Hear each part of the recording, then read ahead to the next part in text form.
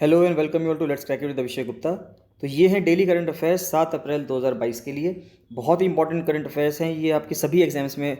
जो भी आपके आने वाले एग्जाम्स हैं, चाहे वो 3 जून को यूपीएससी देने जा रहे हो आप, चाहे यूपी पीसीएस देने जा रहे हो 12 जून को, और चाहे आप मेंस का एग्जाम लिखें, चाहे वो अपर पीसीएस का मेंस लिखें उत्तराखंड का, या लोअर पीसीएस का मेंस लिखें उत्तराखंड का, सभी एग्जाम्स के लिए, चाहे एफआरओ का एग्जाम लिखें, सभी एग्जाम्स के लिए बहुत बहुत ज़्यादा इंपॉर्टेंट है। तो इसको जरूर आप डेली बेसिस पे कवर करते रहिए, आपकी सारी न्यूज़ कवर होती रहेंगी। चाहे प्रीलिम्स का एग्जाम लिखें, चाहे मेंस का एग्जाम लिखें, सब एग्जाम्स के जो करंट अफेयर्स हैं वो सब के सब यहाँ से कवर हो जाएंगे आपके। Let's crack it with Abhishek Gupta का यूट्यूब चैनल जरूर सब्सक्राइब कर लेना अगर आपने सब्सक्राइब नहीं किया है, और let's crack it with Abhishek Gupta का फ्री टेलीग्राम चैनल जरूर ज्वाइन कर लेना। इसको ज्वाइन करना बहुत बहुत ज़्यादा जरूरी है। सारे अपडेट्स वहीं आते हैं, क्विजेस पोल्स वगैरह वहीं पर जाती हैं, पिक्स वहीं पर आती हैं, तो उसको ज्वाइन करना बहुत ज़रूरी है। गाइस बताना चाहूँगा कि अगर आप लोअर पीसीएस मेंस की प्रिपरेशन कर रहे हैं, एफआरओ मेंस की प्रिपरेशन कर रहे हैं, तो आप उसकी प्रिपरेशन के लिए 7665804421 पर बात कर सकते हैं और प्रिपरेशन कर सकते हैं। उसमें आपको सारा कंटेंट प्रोवाइड किया जा रहा है और डेली आंसर राइटिंग प्रैक्टिस की जा रही है। उसमें मेंस आंसर राइटिंग प्रैक्टिस होगी डेली में, डेली बेसिस पे। उसके साथ साथ आपको एस्से राइटिंग प्रैक्टिस करवाई जा रही है, लेटर राइटिंग प्रैक्टिस, यानी कि एक फुल फ्लेज्ड कोर्स चल रहा है जिसकी वजह से आप अच्छे से प्रिपरेशन कर सकते हैं आपके मेंस में एग्जाम जाने से पहले, चाहे वो लोअर पीसीएस का मेंस अगर आप लिखने जा रहे हैं, चाहे एफआरओ का मेंस आप लिखने जा रहे हैं। स्टार्ट करते हैं 7 अप्रैल के करंट अफेयर्स। सबसे पहले देखते हैं GS2 के थ्रू, देखते हैं कि GS2 में है सबसे पहले कि प्रेसिडेंट जो है नीदरलैंड्स गए हुए हैं। प्रेसिडेंट इससे पहले गए हुए थे तुर्कमेनिस्तान, तो उनका तुर्कमेनिस्तान के बाद वो नीदरलैंड्स गए हुए हैं। तो president of India Shri Ramnath Kovind हैं, वो एम्स्टर्डम पहुंच गए नीदरलैंड्स में। और the president visited the Keukenhof tulip park. देखिए एम्स्टर्डम में एक ट्यूलिप पार्क है, ये वाले ट्यूलिप पार्क में वो गए हैं to attend the naming ceremony of a tulip breed. एक ट्यूलिप की ब्रीड की नेमिंग सेरेमनी है, यानी कि उस ट्यूलिप का एक ब्रीड है, उसको मैत्री नाम दे रहे हैं। तो ये सवाल आपसे पूछा जा सकता है कि मैत्री नाम अभी किसे दिया गया है, तो मैत्री नाम दिया गया है ट्यूलिप को।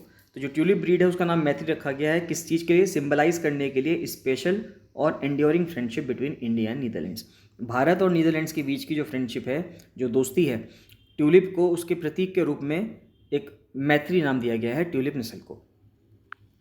फिर 6th एनिवर्सरी है स्टैंड अप इंडिया की, यानी 5 अप्रैल 2022 को स्टैंड अप इंडिया जो प्रोग्राम चलाया गया था मिनिस्ट्री ऑफ फाइनेंस के द्वारा, वित्त मंत्रालय के द्वारा, उसको 6 साल हो गए हैं। तो इसको लॉन्च कब किया गया था? 5 अप्रैल 2016 को लॉन्च किया गया था। ये इंपॉर्टेंट बात है, ये सवाल पूछा जा सकता है आपसे। मिनिस्ट्री ऑफ आयुष सेलिब्रेट करने जा रहा है योग महोत्सव on the world health day at red fort. तो इंपॉर्टेंट बात क्या है कि मिनिस्ट्री ऑफ आयुष है, सेलिब्रेट करेगा किसको? योग महोत्सव को, वर्ल्ड हेल्थ डे पे। योग महोत्सव जो इंटरनेशनल योगा डे है उस दिन सेलिब्रेट नहीं कर रहे हैं, वर्ल्ड हेल्थ डे पे सेलिब्रेट कर रहे हैं। ये इंपॉर्टेंट चीज़ है रेड फोर्ट में। तो ministry of AYUSH is organising a grand programme for demonstration of common yoga protocol on 7 April 2022। 7 April 2022 यानी कि आज, जो कि वर्ल्ड हेल्थ डे के रूप में ही मनाया जाता है। तो वर्ल्ड हेल्थ डे के रूप में किसको मनाया जाता है? 7 अप्रैल को मनाया जाता है। और आज से 75 दिन रह जाएंगे 75th day of the countdown to international day of yoga, जो कि 21 जून को मनाया जाता है। तो इंटरनेशनल डे ऑफ योगा 21 जून को मनाया जाता है, तो आज से 75 दिन रह जाएंगे 21 जून के। तो इसलिए काउंटडाउन शुरू हो गया है आज से इंटरनेशनल डे ऑफ योगा के लिए, और कॉमन योगा प्रोटोकॉल जो है रेड फोर्ट में आज मनाया जा रहा है। जो मिनिस्ट्री ऑफ आयुष है वो नोडल मिनिस्ट्री है इंटरनेशनल डे ऑफ योगा को ऑब्जर्व करने के लिए। तो ये इंपॉर्टेंट चीज़ है। India and Australia signed the economic cooperation and trade agreement Indus ECTA। देखिए ये बहुत इंपॉर्टेंट बात है कि इंडिया और ऑस्ट्रेलिया ने एक इकोनॉमिक कोऑपरेशन और एक ट्रेड एग्रीमेंट साइन किया है जिसका नाम है इंड-अस, यानी कि इंड और ऑस, तो इंड से इंडिया हो गया, AUS ऑस्ट्रेलिया हो गया, और ECTA का मतलब है economic cooperation and trade agreement.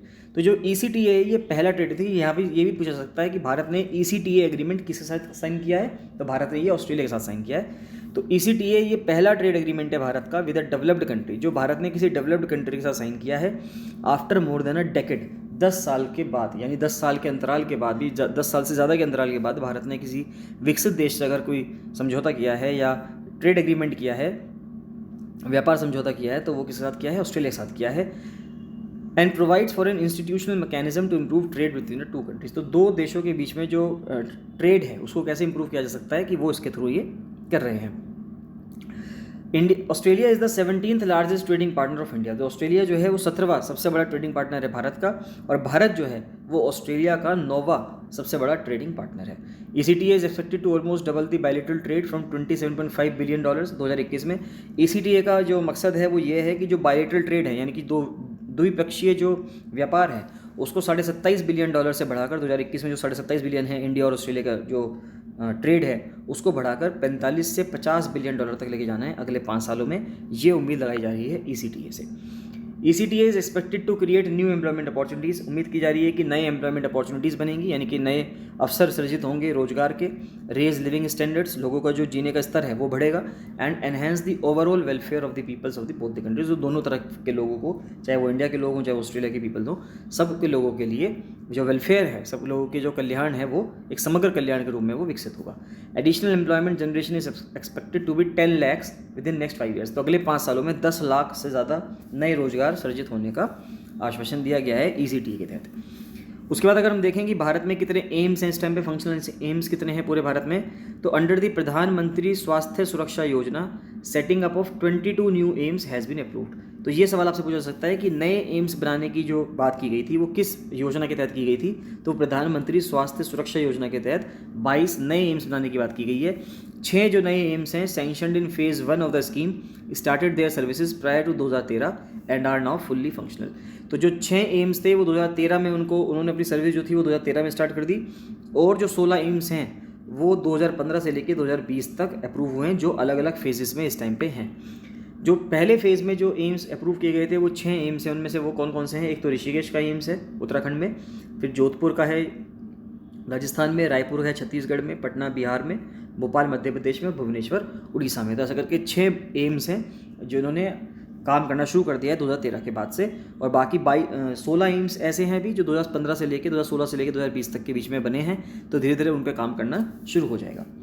India अभी अपनी पार्लियामेंट में इंडियन अंटार्कटिक बिल लेके आया है 2022, ये बहुत इंपॉर्टेंट है, इससे सवाल बन सकता है, मेंस में भी सवाल बनेगा इसमें और प्रीलिम्स से भी सवाल इसमें बन सकता है। इसके वजह से इंडियन अंटार्कटिक बिल की वजह से अंटार्कटिक ट्रीटी या अंटार्कटिक का जो रीजन है वो बहुत ज़्यादा इंपॉर्टेंट हो गया है। तो Indian Antarctic bill 2022 introduced in the Lok Sabha envisages regulating visits and activities to the Antarctic. तो जो इंडियन अंटार्कटिक बिल 2022 है इसने इंट्रोड्यूस जो किया गया लोकसभा में, इसे एनविसाज करता है, परिकल्पना की गई है किस प्रकार की कि जो विजिट्स जाते हैं, यानी कि जो भारत से, जो भारत के वहाँ पे रिसर्च स्टेशन अंटार्कटिका में, तो वहाँ पे जो विजिट्स होती हैं और जो एक्टिविटीज़ होती है अंटार्कटिका में उनको रेगुलेट किया जा सके। देखिए बेसिकली बात क्या है कि अंटार्कटिका एक नो मैंस लैंड है, यानी कि अंटार्कटिका पे किसी भी देश का हक नहीं है। तो अगर वहाँ पे किसी भी देश का हक नहीं है और वहाँ पे अगर कोई क्राइम होता है, मान लेते हैं जो भारत का रिसर्च स्टेशन है, अगर भारत के रिसर्च स्टेशन के अंदर कोई क्राइम होता है तो वो किस कानून के तहत, किस देश के कानून के तहत वो काम किया जाएगा, तो उसके लिए भारत जो है इंडियन अंटार्कटिक बिल लेके आया है। तो भारत का ये कहना है कि भारत के जो रिसर्च स्टेशन की जो टेरिटरी है, जितने एरिया पे भारत का रिसर्च स्टेशन बना हुआ है वो डायरेक्टली या इनडायरेक्टली भारत की टेरिटरी है। अगर वो भारत की टेरिटरी है तो वहाँ पर अगर कोई भी अपराध होता है, कुछ भी गलत होता है, तो उसकी जो सुनवाई होगी वो जो भारत का दंड कानून है, जो इंडियन पीनल कोड है या जो भारत के कानून है उसके हिसाब से उसकी कार्रवाई होगी। तो उसके लिए भारत में एक बिल लाया गया भारत की संसद में, जिससे कि उस टेरिटरी पे भारत के जो रूल्स एंड रेगुलेशंस हैं वो लागू हो सके, उसके लिए एक बिल लाया जा रहा है ये। तो इंडिया सिग्नेटरी है to the Antarctic treaty which came into force on 23 June 1961। तो 1961 में अंटार्कटिक ट्रीटी फोर्स में आया। Of the 54 signatory countries, 29 have consultative status that give them voting rights। तो 54 signatory countries हैं जिसमें से 29 के पास consultative status है जिससे कि उनको वोटिंग का राइट मिलता है। The treaty parties meet each other at the Antarctic Treaty Consultative Meeting। तो हर साल ये जो पार्टीज़ हैं ये मिलती हैं। A member country is one of the 54 signatories. ये जो मेंबर कंट्री है वो 54 देशों में से एक है अंटार्कटिक ट्रीटी का, जो 1959 में साइन की गई थी। भारत ने इस ट्रीटी को ज्वाइन किया था 1983 में। ये इंपॉर्टेंट बात है कि अंटार्कटिक ट्रीटी को भारत ने कब ज्वाइन किया, 1983 में। ये ट्रीटी किस एरिया को कवर करती है, यानी कि इस ट्रीटी के अकॉर्डिंग, अंटार्कटिका ट्रीटी के अकॉर्डिंग हम कब कहेंगे या किस एरिया को कहेंगे कि ये एरिया अंटार्कटिका है। तो देखिए अगर हम अंटार्कटिका को देखें तो यहाँ पे अगर इक्वेटर जा रहा है 0 डिग्री पे और अंटार्कटिका यहाँ नीचे है, साउथ पोल पे है, तो यहाँ पे अगर 60 डिग्री का अक्षांशीय रेखा जा रही है, 60 डिग्री की लैटीट्यूड जा रही है, तो 60 डिग्री से नीचे लेके 90 डिग्री साउथ तक, यानी ये जो सारा एरिया है, ये सारा एरिया अंटार्कटिका का एरिया कहा जाता है। The treaty covers the area south of 60 degree south latitude. जो 60 डिग्री साउथ लैटीट्यूड से नीचे का दक्षिण का जो हिस्सा है सारा, उसको कहा जाता है कि ये अंटार्कटिका का एरिया है। Its key objectives are to demilitarise Antarctica, यानी कि अंटार्कटिका पे जो है कोई भी हमें मिलिट्री नहीं चाहिए वहाँ पे। To establish it as a zone free of nuclear test, वहाँ पे अंटार्कटिका में कोई भी न्यूक्लियर टेस्ट नहीं किए जाएंगे। And the disposal of radioactive waste, और रेडियो एक्टिव वेस्ट को भी डिस्पोज नहीं करना है अंटार्कटिका में। ये सब बातें कही गई हैं। And to ensure that it is used for peaceful purposes only. वहाँ पे सिर्फ और सिर्फ पीसफुल पर्पसेस के लिए काम किया जाना चाहिए अंटार्कटिका में। यानी कि आपने कोई रिसर्च लैब बना रखी है, क्लाइमेट चेंज के ऊपर हम कुछ रिसर्च कर रहे हैं, पानी के ऊपर कुछ रिसर्च कर रहे हैं, तो वही सिर्फ काम हम वहाँ पे कर सकते हैं। चाहे कोई भी न्यूक्लियर वेस्ट का डिस्पोजल करना हुआ, न्यूक्लियर टेस्ट करना हुआ, हथियारों को टेस्ट करना हुआ, वो वहाँ पे कुछ भी नहीं किया जाएगा। To promote international scientific cooperation in Antarctica and to set asides disputes over territorial sovereignty. और अंटार्कटिका ट्रीटी के अकॉर्डिंग ये है कि वहाँ पे किसी भी देश का आधिपत्य नहीं है, कोई भी देश जो है अंटार्कटिका के ऊपर अपना रूल नहीं बता सकता। Draft also directs the creation of a fund called the Antarctic fund. तो ये ड्राफ्ट जो आया है भारत के संसद में, जो ड्राफ्ट आया है उसमें एक अंटार्कटिका फंड की बात भी कही गई है, जिससे कि अंटार्कटिका के इन्वायरमेंट के लिए, उसको प्रोटेक्ट करने के लिए कुछ पैसा इकट्ठा किया जा सके। इंडिया ने इस्टेब्लिश कर रखे हैं 2 स्टैंडिंग रिसर्च स्टेशन अंटार्कटिका में, भारती और मैत्री, जो दोनों इस टाइम फंक्शनल है। लेकिन इससे पहले भारत का एक और अंटार्कटिका में रिसर्च स्टेशन हुआ करता था जो अब फंक्शनल नहीं है। उसका नाम क्या है वो आप मुझे कमेंट सेक्शन में कमेंट करके बताएंगे कि तीसरा रिसर्च स्टेशन, जो सबसे पुराना रिसर्च स्टेशन था भारत का अंटार्कटिका में और जिसने काम करना बंद कर दिया है, उस रिसर्च स्टेशन का नाम क्या था। नेक्स्ट देखते हैं GS3 का। देखिए GS2 की न्यूज़ हमने कवर कर ली। नेक्स्ट आता है डबलिंग फार्मर्स इनकम GS3 में। तो देखिए फार्मर इनकम को डबल करने के लिए जो एक मोटिव किया गया था, सरकार का कहना था कि 2022 तक हम किसानों की आय दुगनी करेंगे। तो उसके लिए सरकार का क्या कहना है कि government consulted an inter ministerial committee in April 2016। तो अप्रैल 2016 में गवर्नमेंट ने एक कमेटी बनाई थी ये एग्जामिन करने के लिए कि हम किस तरह से डबल कर सकते हैं फार्मर की इनकम को।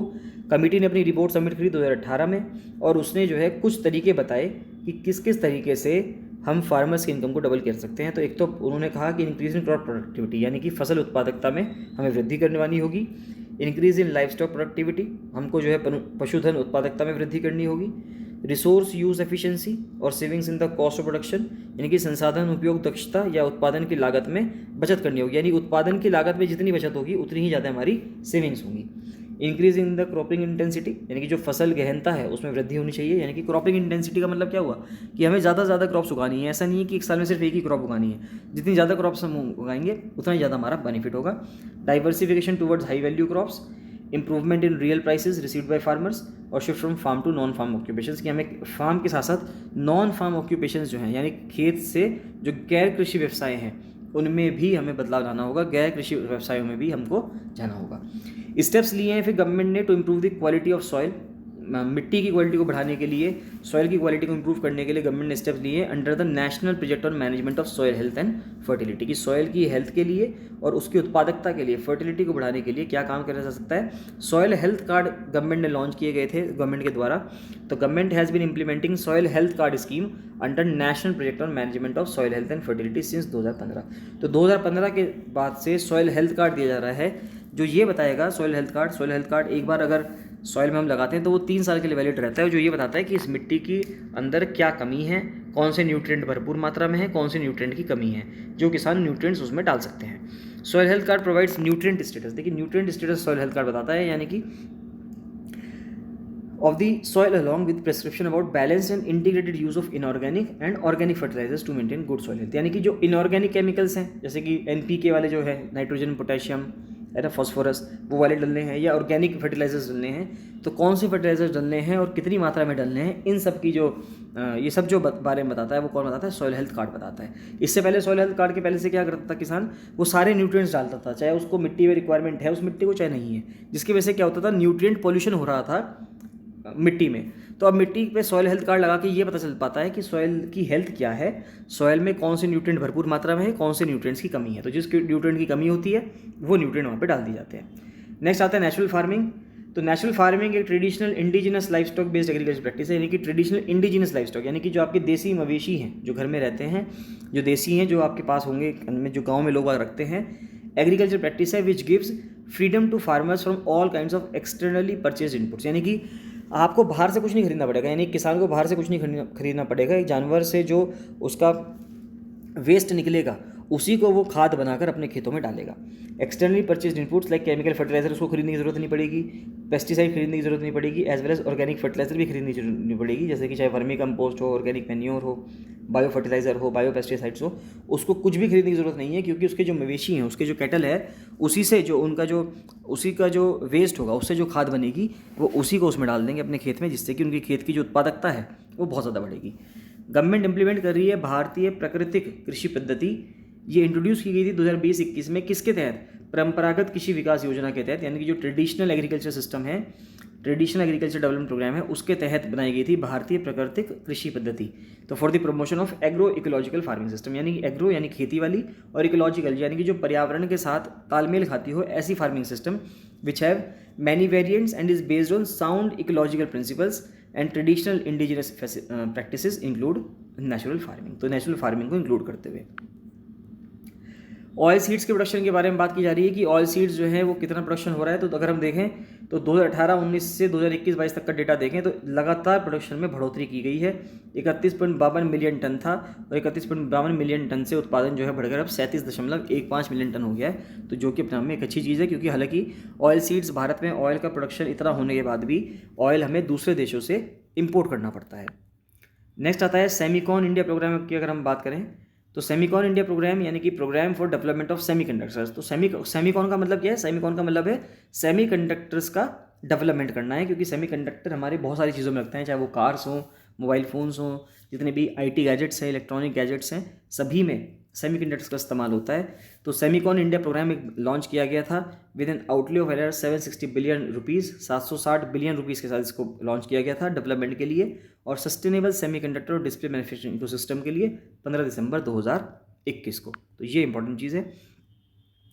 The Semicon India program aims to provide attractive incentive support to companies. तो अब सेमीकॉन इंडिया के तहत आपको क्या मिलेगा? अट्रैक्टिव इंसेंटिव सपोर्ट मिलेगा, कंपनीज को मिलेगा, कंसोर्टिया को मिलेगा that are engaged in silicon semiconductor fabs, display fabrications, compound semiconductor, silicon photonics, sensors, इन सबको बनाने में जो भी कंपनीज इन सब चीज़ों को बनाने के लिए इन्वॉल्व है उन सभी कंपनीज को बहुत ज़्यादा बेनिफिट मिलेगा सेमीकॉन इंडिया प्रोग्राम के तहत। तो 4 स्कीम्स है इसके तहत, वो जरूर देख लीजिए आप। तो ये आपके मेंस में लिखने के लिए बहुत काम आएंगे और प्रीलिम्स में भी इसमें से फैक्ट्स के रूप में पूछा जा सकता है कि scheme for setting up of semiconductor fabs in India provides fiscal support, यानी कि फाइनेंशियली सपोर्ट मिलेगा to eligible applicants for setting up of semiconductor fabs. तो जो सेमीकंडक्टर फैब्स बनाने के लिए, सेमीकंडक्टर के फैब्रिकेशन के लिए जो एक फैक्ट्री लगाना चाहते हैं या सेटअप करना चाहते हैं, तो उनको फिस्कल सपोर्ट मिलेगा, फाइनेंशियल सपोर्ट मिलेगा, which is aimed at attracting large investments for setting up semiconductor wafer fabrication facility in the country. तो फिस्कल सपोर्ट कैसे मिलेगा? अगर आप 28 नैनोमीटर या उससे नीचे का बना रहे हैं तो 50% मिलेगा प्रोजेक्ट कॉस्ट में, 28 नैनोमीटर से 45 नैनोमीटर के बीच में बना रहे हैं तो 40% प्रोजेक्ट कॉस्ट का आपको बेनिफिट मिल जाएगा, और 45 से 65 नैनोमीटर के बीच में बना रहे हैं तो आपको 30% जो है प्रोजेक्ट कॉस्ट का वो मिलेगा। तो ये इसके तहत कही जा रही है, ये चीज़ आपको ध्यान रखनी है। या आप मेंस में भी लिख सकते हैं आंसर में, और प्रीलिम्स पॉइंट ऑफ व्यू से भी बहुत ज़्यादा इंपॉर्टेंट है। UPSC या पर जो UPPCS है वो सवाल इससे पूछ सकता है। Scheme for setting of display fabs in India, जो स्कीम है फिर की डिस्प्ले फैब्स जो हैं, अभी तो ऊपर हमने देखा सेमीकंडक्टर फैब्स हैं और अब डिस्प्ले फैब्स हैं भारत में, provide fiscal support to eligible applicants for setting up of display fabs which is aimed at attracting large investments in setting up TFT LCD, यानी कि जो LED स्क्रीन्स हैं, LCD स्क्रीन्स हैं, एमोलेड बेस्ड डिस्प्ले फैब्रिकेशन है। ये AMOLED based जो है ये किस में आ रहे हैं? आजकल मोबाइल फोन्स में आ रहे हैं। तो ये सब जो हैं उस सब के लिए बेनिफिट मिलेगा। नेक्स्ट आता है scheme for setting of compound semiconductor. जो कंपाउंड सेमीकंडक्टर हैं, सिलिकॉन फोटोनिक्स हैं, उन सब के लिए भी इसमें आपको फिस्कल सपोर्ट मिलेगा। जो स्कीम प्रोवाइड्स है फिस्कल सपोर्ट ऑफ 30%, 30% तक का आपको फायदा मिलेगा ऑफ द कैपिटल एक्सपेंडिचर, जितना भी आप पैसा खर्च करेंगे टू द एलिजिबल एप्लीकेंट्स। तो एलिजिबल एप्लीकेंट्स को इसके तहत फायदा मिलेगा। एक और आता है डिज़ाइन लिंक्ड इंसेंटिव स्कीम है, offers financial incentives, design infrastructure support across various stages of development and deployment of semiconductor design for integrated circuit. यानी कि जो सेमीकंडक्टर का डिज़ाइन है किसके लिए? इंटीग्रेटेड सर्किट्स के लिए, चिपसेट्स के लिए, सिस्टम ऑन चिप्स के लिए, सिस्टम्स और IP कोर्स के लिए, इन सब के लिए बहुत फ़ायदा मिलेगा जो भी सेमीकंडक्टर्स को डिज़ाइन करना चाह रहा है डिज़ाइन लिंक्ड इंसेंटिव स्कीम के तहत। स्कीम प्रोवाइड कर रहा है प्रोडक्ट डिज़ाइन लिंक्ड इंसेंटिव 50% तक to a ceiling of ₹15 crore पर एप्लीकेशन, यानी 15 करोड़ तक का आपको मुनाफा हो सकता है, या मुनाफा ना क्या आप यहाँ कह सकते हैं कि 15 करोड़ तक का आपको डिस्काउंट मिल सकता है, या 50% अमाउंट का या 15 करोड़ अमाउंट का। और डिप्लॉयमेंट लिंक्ड इंसेंटिव है वो 6 to 4% है of net sales turnover over 5 years subject to a ceiling of ₹30 crore पर एप्लीकेशन की, इसमें 30 करोड़ तक का मिल सकता है। गवर्नमेंट जो है उन्होंने अप्रूव किया है कि मॉडर्नाइज करने के लिए सेमीकंडक्टर लैब को मोहाली में, जो कि इंपॉर्टेंट बात है। मोहाली एक कैसी लैब है? ब्राउन फील्ड लैब है। देखिए ब्राउन फील्ड का मतलब क्या होता है कि एक होता है ग्रीन फील्ड और एक होता है ब्राउन फील्ड। देखिए ग्रीन फील्ड में क्या है कि ग्रीन फील्ड में अभी फील्ड ग्रीन है, यानी कि वहाँ पे पेड़ पौधे लगे हुए हैं, सब कुछ है, आपको सब पेड़ वगैरह काटने पड़ेंगे, उसके बाद वहाँ पे आप कुछ सेटअप करोगे तो वो ग्रीन फील्ड होता है। ब्राउन फील्ड क्या है कि फील्ड ऑलरेडी ब्राउन है, यानी कि वहाँ पे पेड़ वगैरह नहीं है, सीधे एक मैदान है जो कि अपना में भूरा होगा। देखिए जो मिट्टी होती है वो कैसी होती है? भूरी होती है। तो एक ब्राउन फील्ड है और उस ब्राउन फील्ड पे आपको एक लैब बनानी है, सेमीकंडक्टर लैब बनानी है, कहाँ पे, मोहाली में। तो गवर्नमेंट ने इसके लिए अप्रूवल दे दिया है। नेक्स्ट आता है development of left wing extremism affected areas, यानी कि जो उग्रवाद प्रभावित जो एरियाज़ हैं भारत के, उनके लिए सरकार क्या क्या कर रही है। तो 16,200 किलोमीटर से ज़्यादा की रोड्स वहाँ पे बनाने के लिए कहा गया है। 2300 से ज़्यादा मोबाइल टावर्स वहाँ पे इस्टेब्लिश किए जा रहे हैं। स्किल डेवलपमेंट के लिए वहाँ पे इंडस्ट्रियल ट्रेनिंग इंस्टीट्यूट यानी ITI की इस्टेब्लिशमेंट की जा रही है 47 डिस्ट्रिक्ट्स में, जिससे कि वहाँ पे जो लोग नक्सलिज्म को छोड़ रहे हैं, माओइज्म को छोड़ रहे हैं, उन लोगों का हम स्किल डेवलपमेंट कर सकें। Of the 234 Eklavya model residential schools approved for left wing extremism affected areas till date 99 EMRS have been approved. देखिए 234 एकलव्य मॉडल रेजिडेंशियल स्कूल्स हैं, उसके तहत 99 जो हैं वो पिछले 2 सालों में ही अप्रूव किए गए थे। इन जगहों पे KV हो गए, नवोदय विद्यालय हो गए, इनको भी अप्रूव दे दिया गया है और इनको भी फंक्शनल बना दिया गया है, जितने भी लेफ्ट विंग एक्सट्रीमिज्म से अफेक्टेड डिस्ट्रिक्ट्स हैं भारत में। नेक्स्ट आता है कि NTPC ने एक इंक किया है पैक्ट के साथ, गुजरात गैस लिमिटेड के साथ, to blend green hydrogen in piped natural gas. जो पाइप्ड नेचुरल गैस है यानी कि PNG है, उसके साथ ग्रीन हाइड्रोजन को मिलाया जाएगा। तो NTPC ने किसके साथ अपना मेमोरेंडम ऑफ अंडरस्टैंडिंग या MOU या पैक्ट किसके साथ साइन किया है, गुजरात गैस लिमिटेड के साथ। तो green hydrogen will be produced by using electricity. Green hydrogen बनाया कैसे जाएगा, इलेक्ट्रिसिटी के यूज़ करके बनाया जाएगा from the existing 1 megawatt floating solar project of NTPC Kawas. तो NTPC कवास है गुजरात में, उसके तहत 1 मेगावाट का फ्लोटिंग सोलर प्रोजेक्ट है, जिसके तहत हम बिजली से ग्रीन हाइड्रोजन बनाएंगे। और शुरुआत में 5% का मोटिव रखा गया है कि 5% ब्लेंड किया जाएगा PNG में हाइड्रोजन को, कि अगर 5% के साथ ये इस्टेब्लिशमेंट, ये जो मिक्सचर है, ये सूटेबल रह पाता है तो ठीक है, अगर नहीं रह पाता तो उसको कम कर दिया जाएगा, और अगर रह पाता है तो उसको, इसकी संख्या को बाद में it shall be further increase, बाद में इसको बढ़ा भी दिया जाएगा। अब देखिए कुछ फैक्ट्स देख लेते हैं। अगर हम ओबिटुरी देखें तो अभी किसकी हाल फिलहाल में डेथ हुई है, तो वो एक ऑन्को सर्जन थे डॉक्टर देवेंद्र पटेल, जिन्होंने कैंसर केयर में बहुत ज़्यादा काम किया है, तो उनकी भी डेथ हुई है। ये इंपॉर्टेंट चीज़ है, सवाल पूछा जा सकता है इससे। अगर हम बुक्स एंड ऑथर्स की बात करें तो एक किताब लॉन्च की गई है, बिरसा मुंडा जयंती नायक, है ना, जनजातीय नायक, सॉरी, बिरसा मुंडा जनजातीय नायक जो है, ये किताब किसने लिखी है, प्रोफेसर आलोक चक्रवाल ने लिखी है, जो कि VC हैं गुरु घासीदास विश्वविद्यालय बिलासपुर के। तो ये इंपॉर्टेंट बात है, सवाल पूछा जा सकता है कि बिरसा मुंडा जनजातीय नायक की किताब जो लिखी है किसने लिखी है। प्रीलिम्स के लिए कुछ फैक्ट्स देखें तो प्राइम मिनिस्टर जो हैं श्री नरेंद्र मोदी, उन्होंने कॉन्ग्रेचुलेट किया है फाल्गुनी शाह को कि उन्होंने अवार्ड जीता है बेस्ट चिल्ड्रंस म्यूजिक एल्बम, कहाँ पे, ग्रैमीज़ में। तो देखिए अभी ग्रैमी अवार्ड में किस किस को क्या क्या अवार्ड मिला है, सारा अभी एक बार डिस्कस कर लिया जाएगा, एक बार ग्रैमी अवार्ड जब मिल जाए। और उससे पहले आप ये भी देख लीजिए कि क्या क्या अलग अलग फैक्ट्स थे। कल वाले करंट अफेयर में डिस्कस किया गया था कि एक ग्रैमी अवार्ड भारत के कोई एक पर्सन को और मिला था, रिकी विज को, तो वो भी देख लीजिएगा। और यहाँ पे आज किसको मिला है, फाल्गुनी शाह को मिला है। प्रकृति एक मैस्कॉट है जिसको स्प्रेड किया जा रहा है, मैस्कॉट लॉन्च किया है ministry of environment forest and climate change ने, MOFCC ने, to spread greater awareness among masses about small changes that can be sustainably adopt in our lifestyle. कि हम छोटे छोटे चेंज अपनी ज़िंदगी में क्या अपना सकते हैं जिससे कि हम प्रकृति पे जो उसका दुष्प्रभाव है उसको कम से कम कर सकें। तो उसको करने के लिए प्रकृति एक मैस्कॉट लॉन्च किया गया है।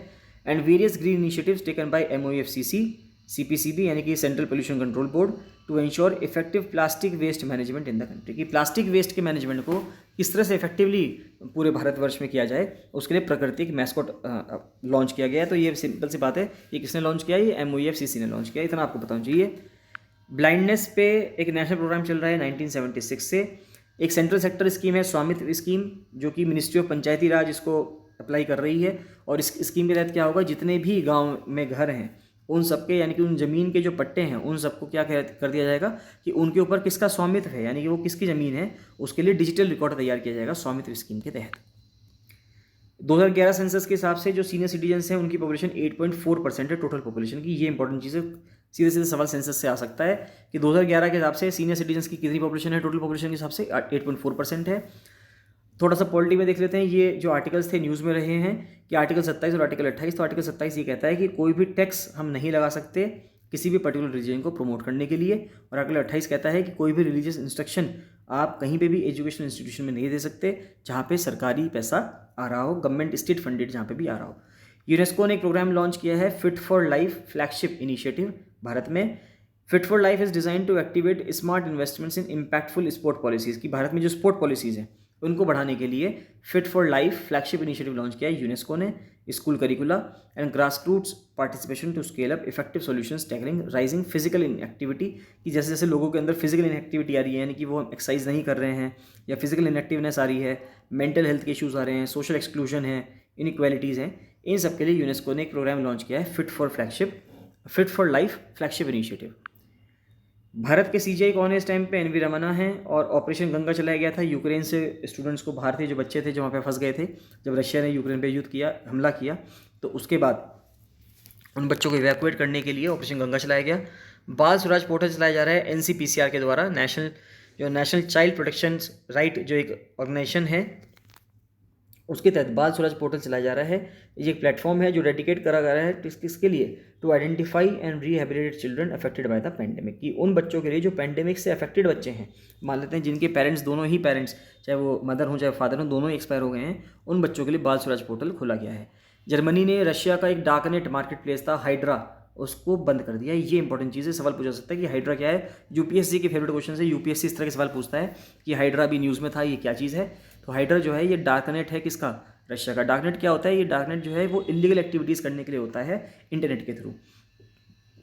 ट्विटर का कहना है कि ट्विटर ने जो टेस्ला के जो लीडर हैं, टेस्ला के जो मालिक हैं एलॉन मस्क, उनको एक आप कह सकते हैं कि पार्टनरशिप दे दी है कि उन्होंने 9.2% स्टेक ले रखा है जब ट्विटर में, तो उनको क्या बना दिया गया है? एक बोर्ड ऑफ गवर्नेंस में नाम उनको दे दिया गया है शेयर होल्डर के रूप में। It would come top share holder in Tesla Elon Musk tweets board, यानी कि जो बोर्ड ऑफ गवर्नर्स हैं, ट्विटर का जो बोर्ड ऑफ गवर्नर्स हैं उसमें एलॉन मस्क अब बैठा करेंगे। That's it. तो ये थे जो करंट अफेयर्स थे आज के 7 तारीख के। इसके ऊपर एक सवाल बनता है, वो सवाल आप बताएंगे कि जो मुल्लापेरियार डैम है ये डिस्प्यूटेड डैम है बिटवीन 2 स्टेट्स। भारत में मुल्लापेरियार डैम 2 राज्यों के बीच में डिस्प्यूटेड रहता है, वो 2 राज्य कौन से हैं? आप बताएंगे कि तमिलनाडु है या आंध्र प्रदेश है, क्या केरला कर्नाटका है, आंध्र प्रदेश कर्नाटका है, या तमिलनाडु केरला है? बताएंगे आप इसका आंसर। आप चाहें तो वीडियो को 2 मिनट पॉज कर सकते हैं, उसके बाद वापस से इसको आंसर देख सकते हैं। तो अगर आपने देख लिया तो इसका आंसर क्या है? इसका आंसर है तमिलनाडु एंड केरला। तो आंसर डी इसका आंसर है तमिलनाडु और केरला, कि मुल्लापेरियार डैम जो है वो तमिलनाडु और केरला के बीच में डिस्प्यूटेड डैम है। मुल्लापेरियार डैम जो है वो रहता केरला में है, यानी कि रहता का मतलब यहाँ पे कि वो केरला की टेरिटरी में है, लेकिन उससे जो पानी जाता है वो पानी किसको जाता है? वो तमिलनाडु को पानी जाता है, तो इसलिए डिस्प्यूटेड है बिटवीन तमिलनाडु एंड केरला। तो that's all for 7 April. Next 8 अप्रैल की हम कल करंट अफेयर्स कवर करेंगे। तो अगर आपको लोअर पीसीएस मेंस की प्रिपरेशन करनी है तो आप उसके लिए मुझे 7665804421 पर कॉल या मैसेज कर सकते हैं। चलिए मिलते हैं नेक्स्ट वीडियो में। So thank you and bye bye.